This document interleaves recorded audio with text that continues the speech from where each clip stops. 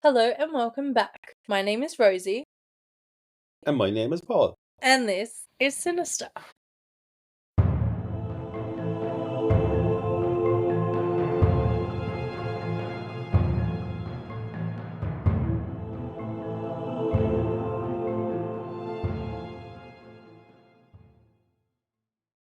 So today we have a double episode. This will be in two parts. We've got the first part obviously out today, and then in the next 2 days the second part will be out. So today we have another Australian case. This one makes me so sick actually. I remember researching it years ago and looking into it years ago, and I was traumatized. It's so gross. Sounds gruesome. It is gruesome. So, no, at the time I lived alone and I would watch documentaries on this case, and I remember turning on all the lights in the house before I could watch them because it's just sickening. Like, all doors locked, house lit up, like a Christmas tree.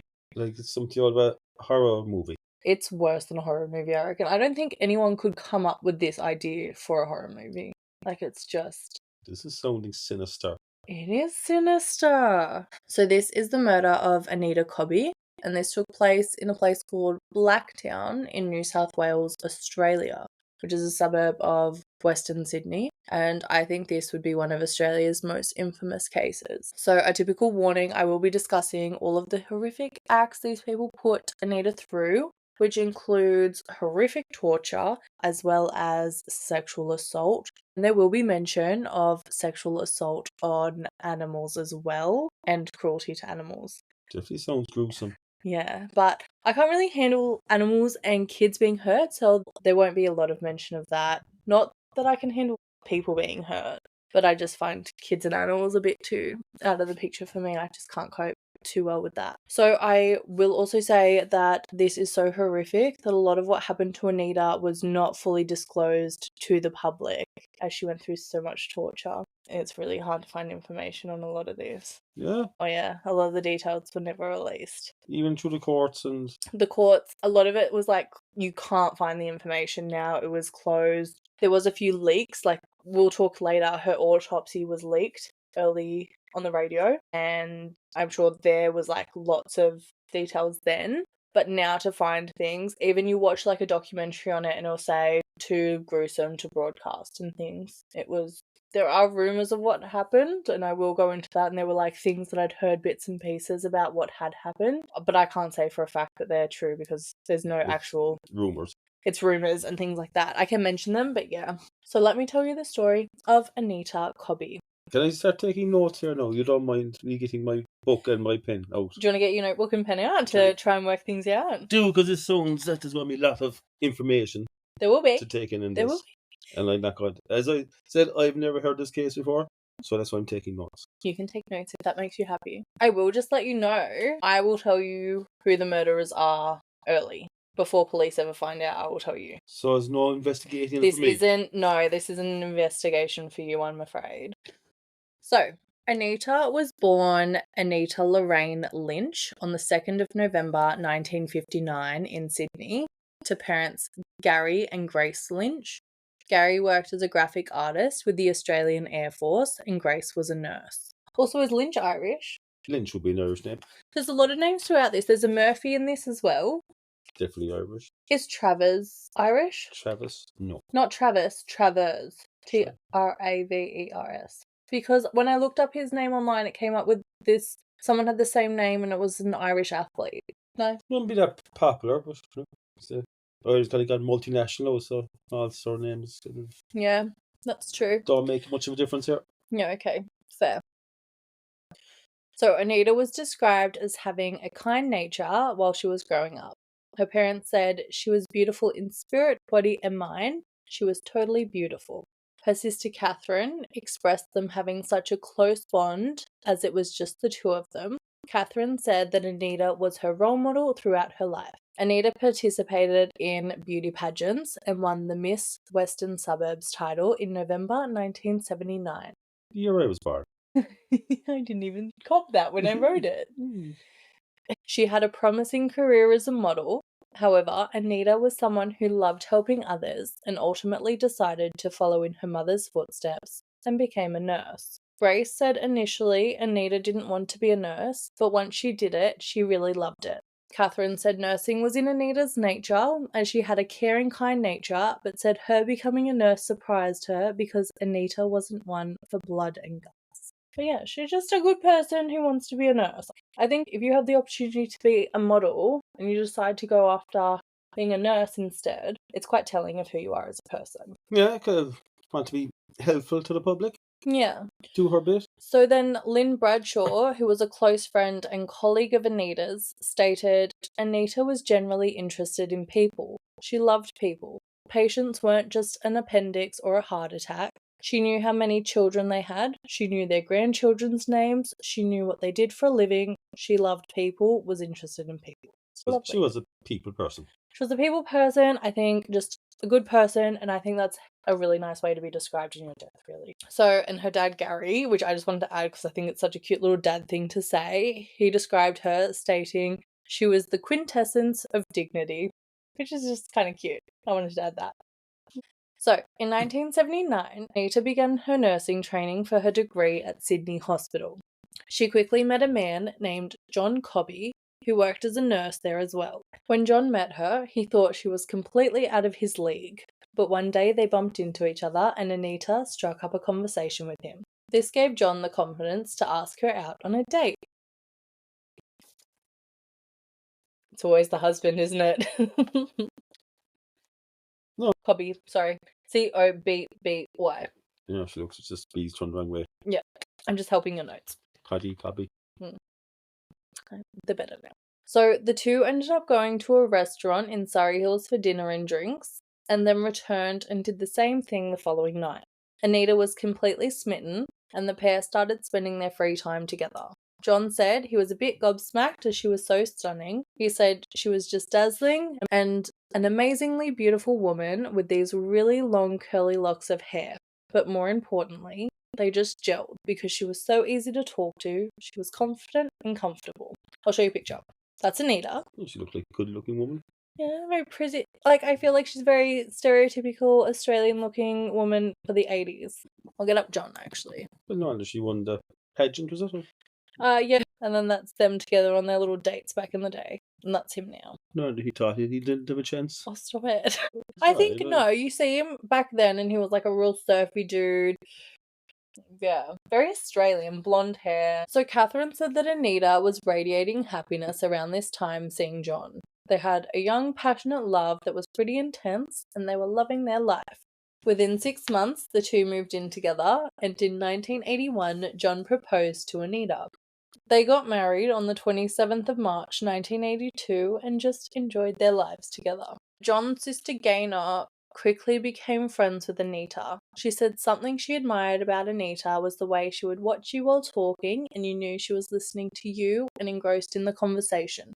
Nothing else was distracting her. So Anita and John moved north to Coffs Harbour and continued nursing, while John also tried his luck training horses. He ended up winning big on the horses, so he decided to take Anita on a trip around Europe. Anita always wanted to go to Rome because she thought it was just the most romantic city in the world. So he took her and they had an amazing holiday.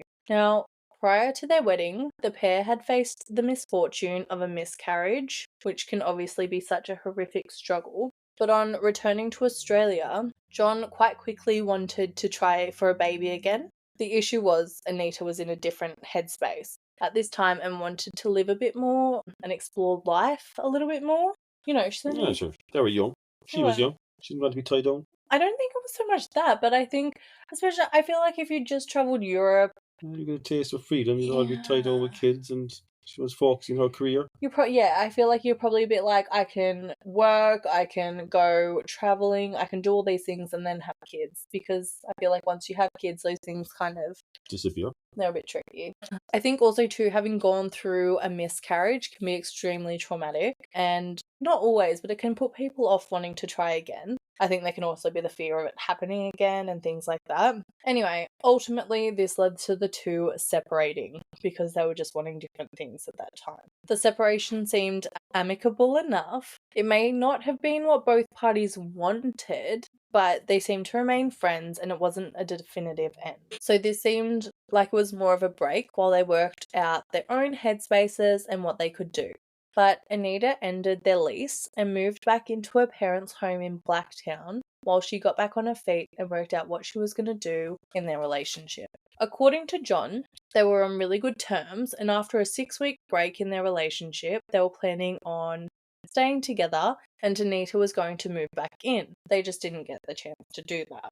So it was the Friday and Saturday, I believe, prior to this event, that Anita and John had spent time on the Central Coast together. It was like a little honeymoon where they expressed their love for each other and planned on getting back together. The Sunday, Anita was going to have to work from 7 to 3, and on the Monday, they were going to look at properties together to find a place to start their lives. So, again, their relationship was looking bright for the future, but that Sunday was when everything went wrong. Anita worked at Sydney Hospital, which is right in Sydney CBD, and as she was still living with her parents in Blacktown, she was commuting from there every day that she worked, which it's about an hour's commute or so.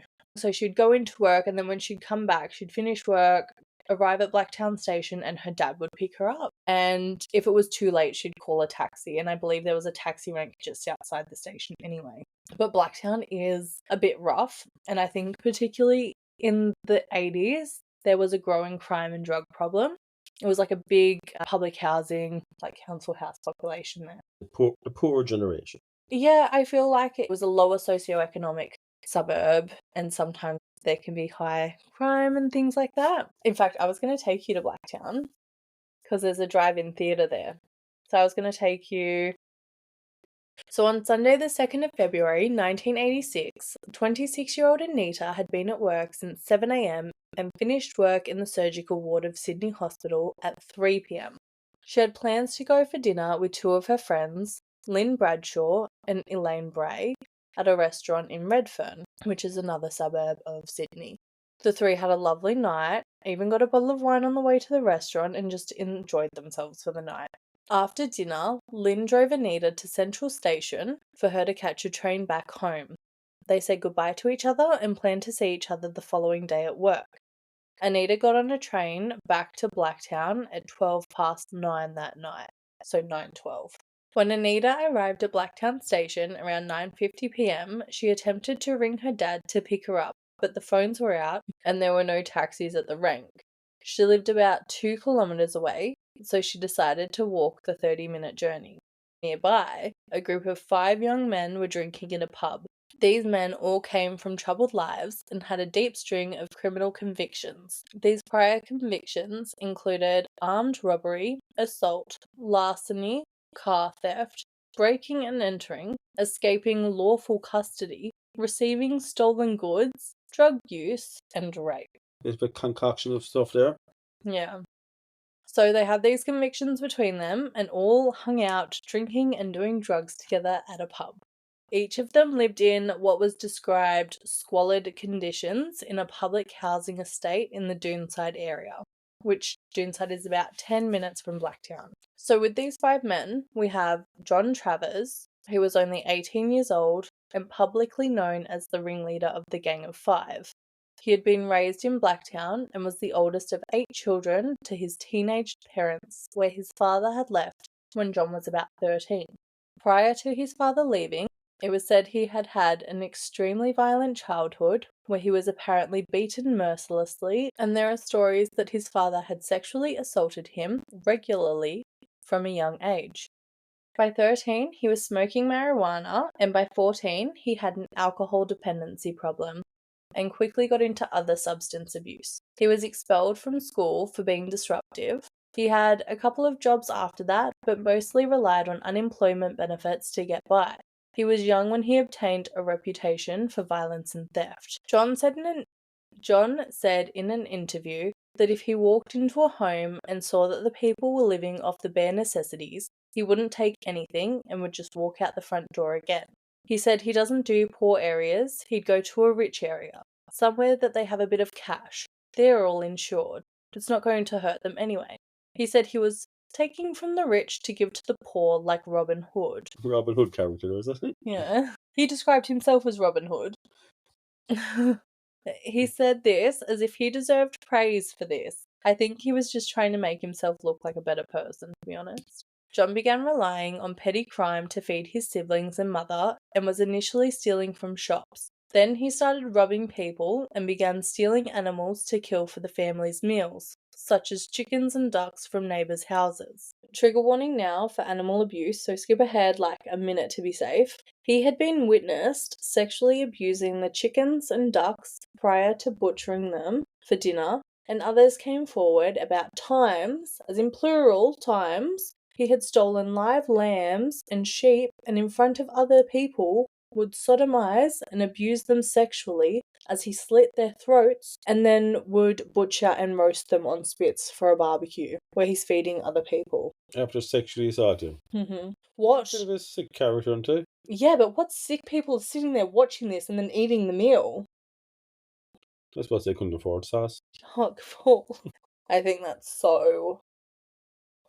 Well, like, I suppose he wasn't driving fucked up in the neighbourhood. No, but they're acting as if it's some party trick where he just regularly goes off and finds a lamb or something. Sick. You stay away from John's barbecues. So when John was still a teenager, his mother became sick and he and his siblings went into foster care. But he was violent and sexually violent towards both males and females, young boys, girls, animals. He was willing to traumatize anyone and anything. He had been convicted of violent assault, cruelty to animals, and partaking in gang bashings with his friends. He had previously sexually and physically assaulted a boy so horrifically the boy required extensive treatment in hospital. He spent a bit of time in juvenile detention as a teenager for some of his crimes, but John considered his violent nature to be a badge of honour. Locked up or... Would he not be? Like, these are prior convictions. How was he not locked up? Something that's right. No, I know. It's very lenient. I'm confused because I feel like Australia is extremely tough when it comes to court systems. I feel like you've talked about here and how you could commit a murder practically and be out in a couple of years. I feel like there it's like a death sentence. Yeah. I don't know if it was his age, he was too young, so he just did like juvie time. Oh, he's probably said juvenile. Well, because he's only 18 now, so he would have been a minor for a lot of this, I'm sure. So I don't know if that was what was playing on it. Yeah, it's just still juvenile courts or jails. There are in children's court and stuff. Regardless, he was out, able to do this. Next, we have Michael Murdoch. So he's only 18 as well, and a childhood friend of John's.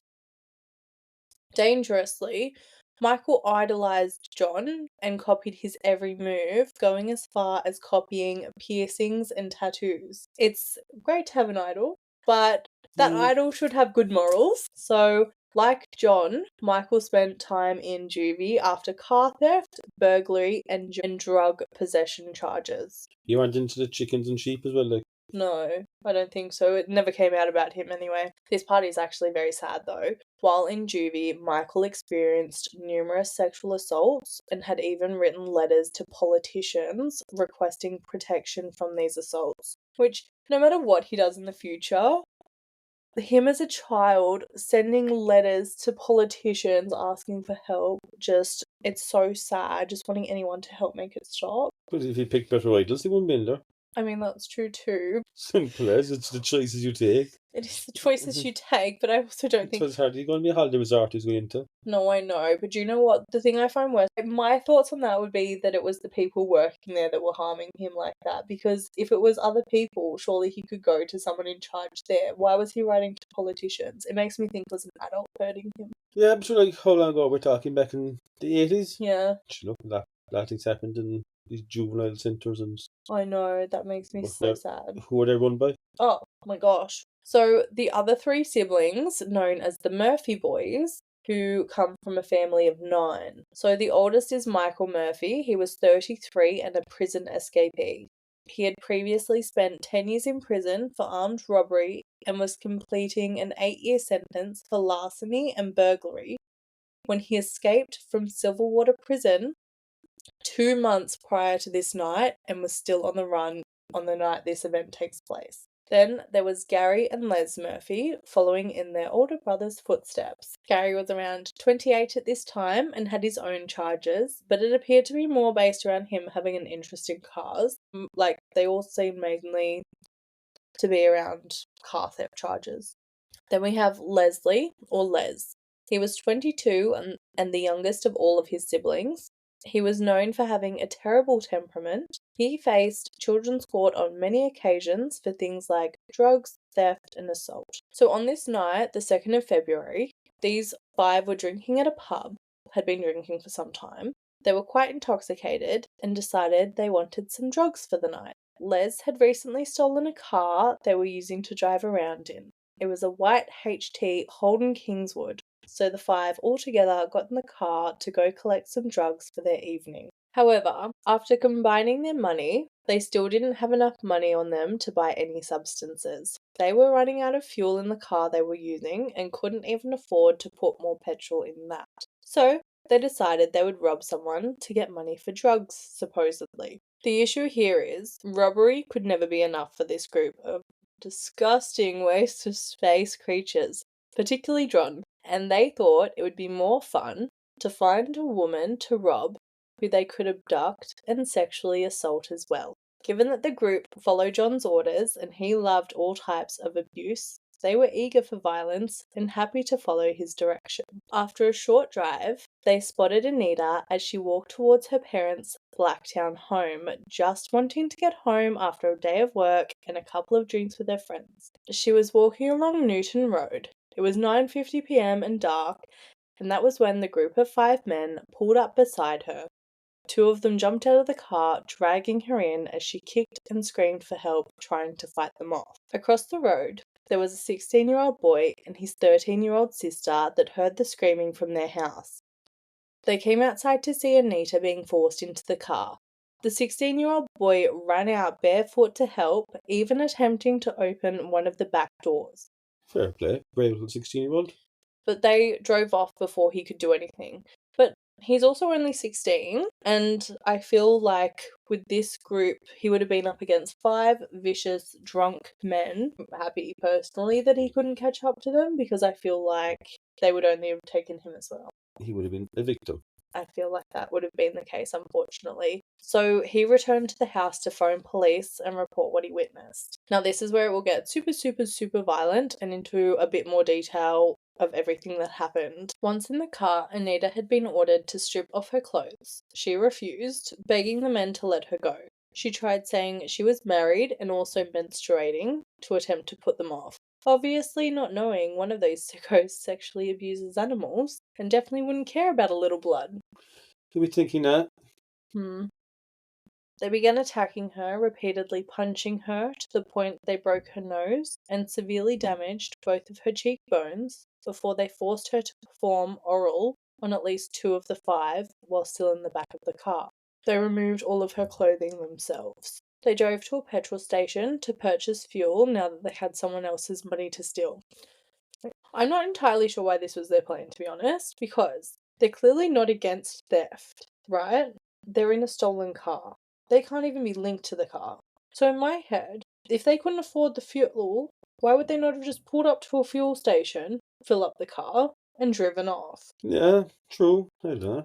There's more of a chance of getting caught. It's also the 80s. Like, are there cameras? There's, like, none of this stuff. But yeah, I didn't suppose it's Australia. Like, say, if it was in America, that the Euros could have a shotgun or something. But Yeah, no. Not in Australia. No. So anyway, while there, they held a knife to her throat, making her stay quiet while she was forced onto the floor of the back seat of the car. They took the money out of her purse while filling up to pay for the petrol. Nobody at the petrol station thought anything was wrong at all, and she remained silent. After that, they drove her to Reen Road to a secluded paddock behind the Blacktown Drive-In Cinema, which is known as Lover's Lane. So this is a cinema I was going to take you to. I wanted to take you there. It's like drive-in, but you're driving through Blacktown. Blacktown's still a dodgy place, windows up kind of thing. And you stay in your car and you watch the movie, and it's kind of cute. Sounds romantic. It is, but then when you think about all these things happened directly behind it, you're kind of a little bit fucked up. It's like, I feel differently about Blacktown Drive-In Theatre now. And would you not have heard of this case before? Well, not when I was going to it back when I was younger, I wouldn't have known anything about it. So, but knowing about it, it's funny though, because I've watched a few horror movies there, so I always felt really iffy there. And there's a bathroom, and you kind of go behind. Everyone's in their car, you go in behind, it's dark, a bit more secluded. I always felt really scared. But I thought that was just because Suppose you're watching the horror film. I always thought it was just watching the horror film, but maybe there's just an eerie presence there or something. I don't know. There's something eerie about it. So people would go to this area due to it being rural, poorly lit, and they would do stuff there that they probably couldn't do while living at home with their parents. So throughout this drive, they continued to punch and kick Anita, and one or two of them further sexually assaulted her. This was said to likely be Michael Murphy and John, but it was never confirmed who did it during the drive. Now, remember the 16-year-old that attempted to stop the abduction? Well, he was waiting at home for police after calling them, and his older brother, Paul McGoy, arrived home only a few minutes after the car drove off. When the brother told Paul about the abduction, Paul went out trying to find the car, hoping to save this woman. He didn't even know her, and he went out trying to save her. Oh, brave man again, like. Yeah. So he did this while his younger siblings stayed at the house waiting for the police. So Paul actually drove down Reen Road, where they had Anita in Prospect, and stopped by an empty HT Holden Kingswood, which was the car.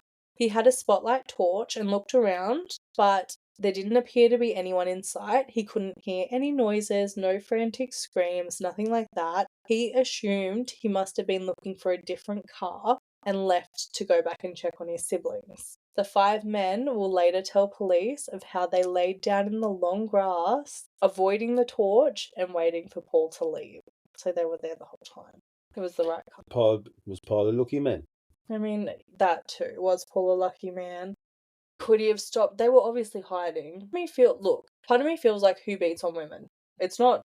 Yeah, they're normally cowards, isn't it? Yeah, that's my thing. Like, maybe they could have fought off a 16-year-old boy, but I don't know how big Paul was. Could he have fought them off? Did he have weapons? Why were they hiding? You know? Yeah, basically cowards. Yeah, and we will later hear about what cowards these men were. Especially their plan was to find a woman to rape and to rob. Exactly, and previously, as far as we're aware, their victims have been animals and children. You know, they're not going after anyone that can actually stand a fight with them. So police also go to the area of the abduction and get some statements to make a report. They also found other unknown witnesses who made reports, but nothing came of the police investigation that night. So Anita is now severely beaten up just from the drive, and they've left her severely weak. Paul's left to check on his siblings, so the men are alone, and they feel comfortable doing what they want with Anita, who can't fight them off anymore. So they drag her to the back of the paddock, forcing her through a barbed wire fence, which obviously ripped her skin to pieces, while they helped each other get over it to avoid getting hurt themselves. Back to the cowards again. Yeah. John had a giant carving knife on him, and they brought that out. She had defensive wounds on her hands from trying to stop them from attacking her with it, and broken knuckles and fingers. They were wanting to put Anita through severe violence, doing horrific and disgusting things to her. They continued to sexually and physically assault her, both vaginally and anally, and obviously they'd previously assaulted her mouth in the car. There is a lot of talk that they had, inserted a glass bottle inside her and jumped on her to smash it inside. These things could not be released to the public, kind of thing. So, why would they insert a glass bottle and smash inside if they're going to sexually assault you? I believe it was after they kind of were done. They just wanted to... Fuck her up, like. Yeah, they wanted to torture someone this night. They're just sick. She was covered head to toe in wounds. Disgusting. So after a long ongoing torture, the 5 began discussing if they'd let her go. John was concerned that she'd heard their names and seen their faces, so they couldn't let her go or she could identify them. They decided the only option was to murder her to avoid risk of getting caught. This seemed to come more from John He seemed to be the one most interested in murdering her and convincing the others that that was the best course of action. Well, he seemed to call the shots in it, so they were just going to go by what he says. Yeah, pretty They much. kind of didn't have a fucking brain between the rest of them. No, and I didn't even show you photos of these ones. These are them. Dopey as hell looking. They look like a fair show pussies, right? And they just look dopey as hell anyway. So Anita was laying face down in the paddock at this point, proven still conscious by the coroners and everything. 4 of them went back to the car, but with their approval, John jumped on her back, grabbed her by the back of the hair, pulling her head up to give him straight access to the throat, and held the carving knife up to her throat. She attempted to stop the blade with her hands, causing more severe damage to her fingers. He cut her throat so deep he nearly severed her head and nearly severed multiple fingers as she tried so hard to protect her throat and fight to stay alive. I just think it's absolutely disgusting. Like, to end someone like that is absolutely so horrific. And you think about some poor woman begging so desperately, saying she's like menstruating, so desperately fighting for her life, just wanting, obviously, not to be there, not that anyone would, but just fighting so hard. So it just shows that these clowns didn't have a fucking brain itself between them. No. They didn't give a shit what it was, and sheep, chicken, person. Also, how the fuck do you eat a chicken? They just must have small willies. Yeah, you're right. They have small, willy energy. Yeah, it sounds like it. So they left her body there and returned to the stolen car, wanting to get rid of all evidence that could link them to her murder that night. They returned to John's home in Doonside and lit a fire in the backyard to burn all of their clothing. They later go as far as scraping up all the ash to dispose of that as well, which I think is smart of them. You would think they would be too fucking dumb to come up with that. Yeah, but they're after pumping their sperm and DNA all over the victim's body. It's the 80s. DNA is not really a thing. Think about the Marlene Warren case, and that was the 90s. They take the stolen car to nearby bushland and burn that out, convinced that all evidence of them being there and being connected to Anita's murder that night has been disposed of, and they could never be linked. But why are they disposing of the car and their clothes? So if DNA is not a thing back in the 80s. Investigator Clouseau. Note number 1. Don't mess with the detective. You're going to be taking notes here as well. Well, I don't know. I don't know if it was just a matter of like them not wanting a stolen car on them. There would have been some type of forensic evidence, but I know, like, because Anita's clothes they took off in the car, so all her clothes were in that too. So, like, any connection. There would have been blood, there could have been anything on their clothes. You don't want clothes with blood on it. Not Maybe true. that's what it was. I'm not sure, actually. It was nearly midnight that night, and Gary Lynch, her father, was laying in bed wondering where Anita was and why she wasn't home yet. He considered the idea that she might have stayed with friends, but assumed she would have called to let him know if she had.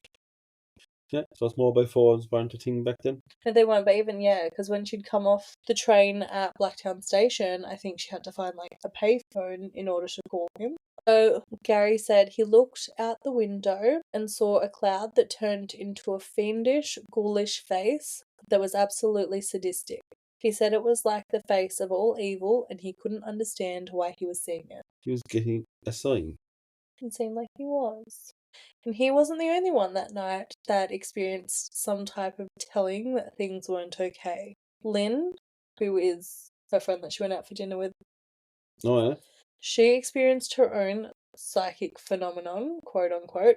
In an interview, she stated she woke around 11 p.m. in a cold sweat. She'd had a dream where she couldn't see Anita, but she could hear her voice. They were having a little banter, and Anita said, "I'm not coming to work tomorrow." And Lynn asked why, and Anita responded, "I'm dying." Lynn said, "Don't be stupid, you're coming to work tomorrow." And Anita responded, "No, Lynn, I'm dying." And that was when she woke up in cold sweat and was absolutely terrified. She said she just had a really bad feeling inside, and she actually went around to her own home, checking all doors and windows were locked. And when she checked with police later, she found that around 11 to 11:30 p.m. was the time Anita was killed. That's weird. It's a bit weird. 2 people in one night. In the morning, Grace checked in Anita's bedroom to find that Anita still wasn't home. She said Anita often stayed with friends if she was finishing late and starting early, but she wasn't due to work until the afternoon that day, so they were expecting to have her return home the previous night. Anita was also known as a reliable staff member and would regularly call if she was running late, and she didn't arrive for her shift the following day. So alarm bells rang for Lynn when Anita didn't arrive, particularly following the dream that she had the night before. So Grace and Gary reported Anita missing to police at the Blacktown police station. The young constable they reported to saw a picture of Anita and realised that he had gone to school with her. So that police officer felt Gary and Grace's concern and a particular connection to the case. Like, would a police station that have got the phone call from the 16-year-old last night that they would have been out for an abduction? They did.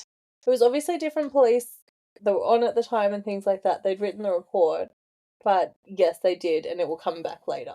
Oh, yeah, sorry. Oh, no, don't you be sorry. Interrupt away. But this police officer felt a particular connection to the case due to having gone to school with Anita, and he wanted to see it through. It wasn't until 11 a.m. on Tuesday the 4th of February, 1986, when farmer John Reen noticed his cows all surrounding an object in his paddock.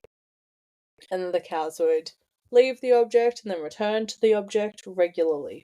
Upon further investigation, he realizes that it was the body of a woman. He had found Anita. That would have been a queer sight to find. Yeah. I also think about it too. This is so random, such a random part to make me upset. She's completely naked. They've taken all her clothes. They've traumatized her body.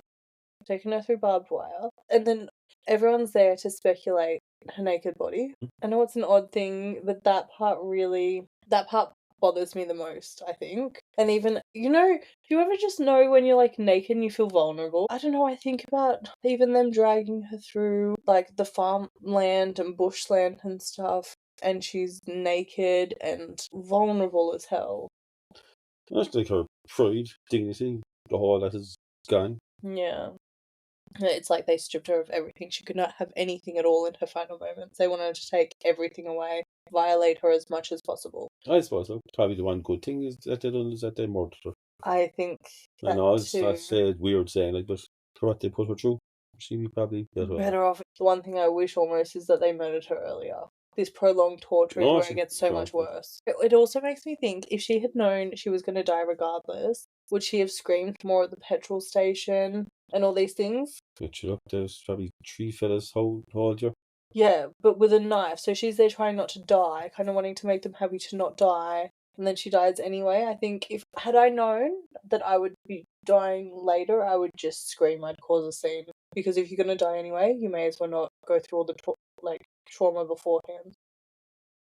I'm sure she probably wouldn't be able to scream. So, the first thing the farmer thought upon finding her was that she'd clearly been tortured. There were no clothes or anything, like I said, only a body. So he returned to his house and called the police. John Reen said in a later interview that he'd woken to screams in the paddock that night, the night of the murder, but assumed they were young teens fooling around down the road from his farmhouse, and never for a minute thought that that was someone being tortured and murdered so close to his house. I think it's so sad, because I can only imagine to be one of these people, like, he heard noises and didn't do anything about it because he assumed it was nothing. And the other guy, Paul. Not sure what could they have done. Maybe nothing. And even the people that did call the police, nothing came of it that night anyway. But even I think of like Paul out there with the spotlight, and then he returned home thinking no one's there, and they're all just there. It would be one of those things that I feel would be really hard to live with. Being so close to being able to stop it. Then again, he could put his own life at risk. I know we're saying that they're cowards and that they wouldn't face up to men, but they could have been putting their own life at risk. 5-on-1. I know, but had he known that something was going out, maybe he could have just been able to call the police. You know? But his younger brother was already after doing that. Sorry, the farmer. Oh, the farmer? Yeah. Well, it could have brought him closer to the scene. Yeah. After the first one. Yeah. Look, it's so horrible, and you don't want to be playing what ifs and stuff, but it is just so horrible to see how many people were so close. So, Detective Sergeant Graham Rosetta was a highly experienced investigator linked to Blacktown police, and he was one of the first called to the scene. He said about seeing her initially, there were two things that stuck out in his mind, one being the hideous gash across her throat, and the other being the look of agony on her face, still. He said obviously there were other marks on her body, but those were the things that stuck out to him the most when seeing her. Anita was found with her wedding ring still on her finger. This was the only significant thing around that could be used to identify her. The officer who took the missing persons report on Anita by the parents heard that a woman had been found murdered and rushed to the scene with her photo. Everyone was confident it was her. So they went to Anita's parents' place to ask Gary to identify the body and the wedding ring that was found. Anita's sister Catherine was at the home and identified it as being Anita's ring. John Cobby was also interviewed and confirmed it was the ring he'd given to Anita on their wedding day. Gary then had to go to the paddock and identify her body. What one of the mortuaries are still at the scene? She was still there. While identifying the body, Gary's legs buckled under him and he had to be lifted by two detectives to hold him upright. He then said, quote, "I wish I could say it was somebody else's daughter, but then they'd have to go through what we're going through." The matron at Sydney Hospital was the one to break the news of Anita's death to Lynn and the other nursing staff. But now, police need to investigate. Who could have done this to poor Anita? So, who becomes the prime suspect when a newly separated spouse gets murdered? John Cobby. I like that you wrote his name down to remember that. So John Cobby became the prime suspect initially following the murder. While being interviewed, at one point he asked detectives if he was a suspect, and they said that he was the estranged husband they needed to eliminate. He's just found out his wife was brutally murdered, tortured to death really, and he's now being interrogated with police telling him that he's done it and he needs to admit to it. He didn't have an alibi either, so it wasn't looking great as far as police were concerned. Detective Ian Kennedy also got quite rough with John during the interrogation, and John said he was grabbed and pushed against a wall and that he remembers being on the floor at one point during the interview. After a little while, John actually confessed to the murder. He said he did it and somehow walked out of the room apparently believing that he had some type of involvement in his wife's murder. There must be some interrogation to make someone believe they killed someone? Yeah. He also said he confessed as she was gone and thought he may as well be dead too. So an interviewer for a documentary asked Detective Kennedy what happens in a room for a man to walk out believing he may have killed his wife. Detective Kennedy just said he would have to ask John that question because he couldn't remember that happening while he was in the room. But just John Detective Kennedy was a rough fucker. I'd say he was, actually. I'd say he was quite... He just wants to get this case over and done with. Yeah. He's in every documentary too. I like him, I'm not gonna lie. I think he's good, but yeah.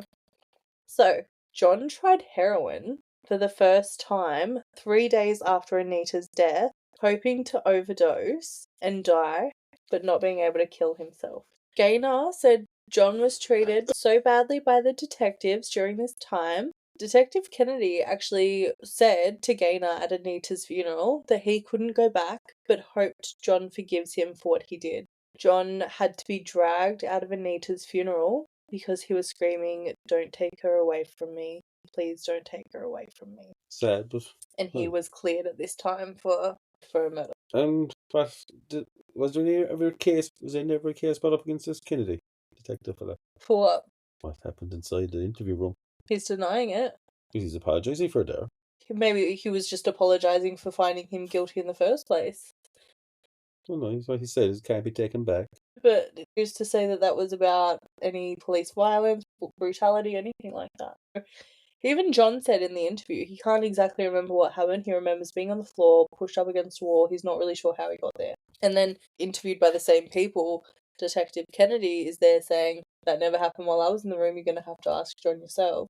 So he's denying any possible allegations, really. Well, yeah, I suppose he's the law. He can Make do the what he shots. wants. Yeah. So on Thursday, the 6th of February, a man named John Laws read a leaked copy of Anita's autopsy report live on radio in all of its gruesome detail. He apparently leaked it so the public were aware of what terrible things these killers were capable of, and to warn the public that these murderers were still out there. Anita's parents found out about the details of her murder this way, by listening to the radio. Like, how could a radio station actually Play allow that? that? I know. What was going on in the 80s? Then again, so back then, it was all done to viewings. There was no such thing as copyrights or. I know, but you would think, like, people would be losing their jobs. Like, you're playing something on the radio where kids could hear. Imagine the phone calls coming through. You're flicking through stations and you're hearing about a gruesome, brutal murder. Which, like, I suppose back in the 80s, that was the only way of getting word out or communicating with the public. I know, but I find that so horrific. And for her parents to have to turn on a radio station, hear detail of what happened to their daughter. Which, look, that's just so corrupt things were back then. Like, that would have to be leaked from either detectives or Or a coroner. coroner and get money for it. I know. So, years later in an interview, John Laws said, quote, "I'm sure it upset the family. In fact, I know it upset her father. But then her father came to me not all that long ago in years and said how grateful he was that I'd done it, that it made all the difference because it incited anger in the public, that murders like that were happening and we weren't being given the full details. Regardless, I don't personally think it's okay. I think, especially being such a fresh murder where people are still traumatized by it and everything, to leak it like that, really disgusting. Like, you wouldn't have to go into total detail about the coroner's report. You could just say how it was a gruesome. Yeah, you could be murder, like, like, oh, there was so many. I think even saying, like, oh, there was stab wounds, there was this, there was that. It's one thing, but to be like, you know, torn it down a small bit. yeah, Didn't have to go into detail. yeah. Like, I don't think you need to hear on a radio station that someone was, anally, vaginally, orally assaulted, all of this stuff. I don't think anyone needs to hear that. No, you could just say people down. Gruesome murder, rape, sexual assault. Yeah. Just keep the basics. Well, Don't go into the fine print. Full gory detail. But yeah, no, I just think that's traumatic to people. Yeah. So this also absolutely outraged the public who were learning of this torturous murder and now have the fear that there are people out there capable of harming this gentle beauty queen nurse who is known as being some amazing person that cares about others. So with this angry public outcry, full of protests and everything, we'll later see a very angry public with people threatening the killers with death. But John Laws stated he had no problem with that as the killers deserve to be hated. That I agree with. The killers do deserve to be hated. But yeah, so it's just don't put blame game then until they find the killers. Yeah, there's that too. Also, besides the fact at this point we didn't know who the killers were, so it's just, hey, just letting the public know that there is people on the loose capable of this, which is just But scary. that's just putting Anita Cobby back on the chopping board. Basically. Yeah. The public would just take justice into their own hand and. Well, there's that too. Imagine they're just like, oh, well, it must have been the husband. Let's fucking give him a gruesome death. Yeah, it's putting people in danger. It's not fair. And they'd be all happy with it after that. Yeah. And that'd be down to Kennedy's fault. That Detective Kennedy. I don't think he was the only detective involved in blaming John Cobby, just to clarify. His name was mentioned a lot, so I'm not hearing too many more detectives. You heard Detective Rosetta. He was the first one on the scene. He didn't really hit me, so. It's the Kennedy. It's a Kennedy fella. Okay. So, John Laws also never identified the person who gave him a copy of the autopsy report. Which, cool. That I'm on board with. Like, he never gave out. The person that gave it away? No, because don't be a snitch. Like, someone's done that. They could lose their job. Like, it is, but like, how many people would actually have that coroner's report? That too. How many people have access to it? But no, it never came out. There's a mole in the system. Yeah. Yeah, I guess when you think about it like that, how many people could have access? But I think it's interesting. So, the Premier of New South Wales at the time, Neville Wran, became involved in the case, demanding regular updates from police. There were brutal murderers around, and he wanted to know everything was happening to try and get these people off the street.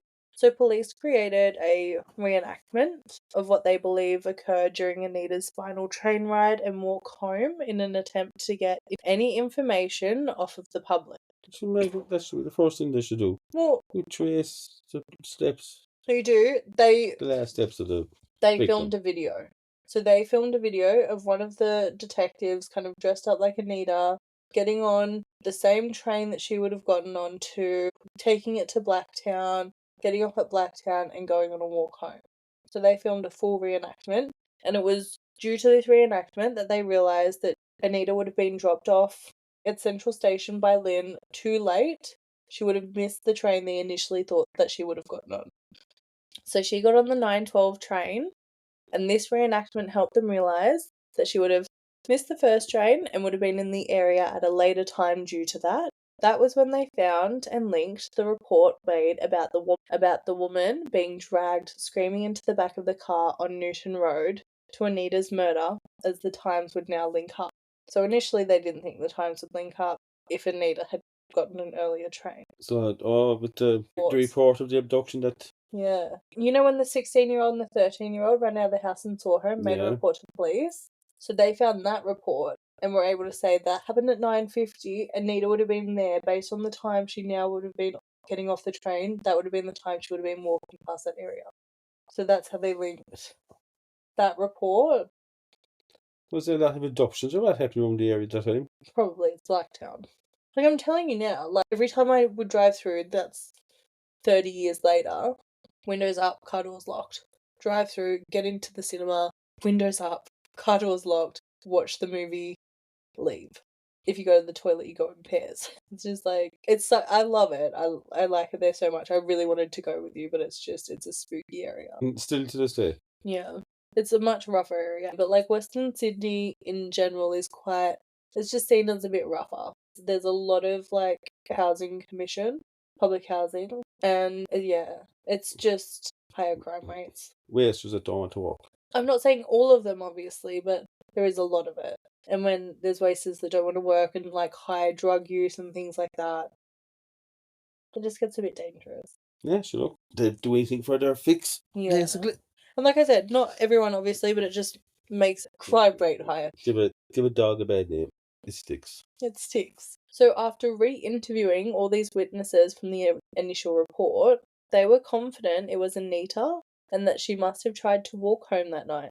So they could rule out her getting a lift with a bad taxi driver and any other theory like that, as Newton Road was on her route to her parents' home.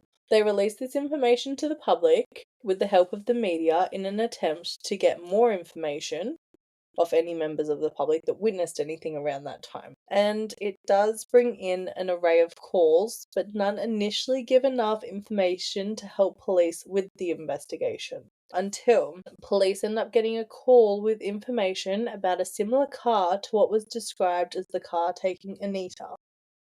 This car was stolen by a man named Les Murphy and was currently being used by him as well as men named Murdoch, Michael Murdoch and John Travers. They said this car had very distinctive chrome wheels and they believed the same one had been dumped and burned nearby. This was the first link these three things had to Anita's abduction and murder. And that is where part 1 is going to end. Yeah, well, you're right about the gruesome part. It is all that. They're getting to the killers. Yeah, it's so interesting, but there's so much. It's such a large case. And when you get into the background of the killers. Travers. So he's obviously super bad. Like, he's obviously disgusted. He's the ringleader. Ringleader. We end up hearing about other cases that he hasn't been properly tried for. And then we've got the one that's escaped from prison, who should be locked up and he's on the run. And he was in his 30s and he's ringleader 18. I found that crazy. Everyone's there listening to this 18-year-old. I don't know what he has over them. That just shows how brain dead they are. Look, I don't think they got much education going to school. No. Didn't go to school. yeah, it's very interesting to me. And plus, they all come from big families as well, which They do. And it's like almost crime families too. Michael Murdoch, who was in juvie and everything, the reverend that was working in the I don't know, had the juvie. He was being interviewed about him, and apparently Michael Murdoch's mother would call him and say, "Police are watching the house, don't come home if you have a stolen car." It's like this enabling behaviour anyway from their families. Don't get me wrong, they all clearly come from horrific childhoods and stuff.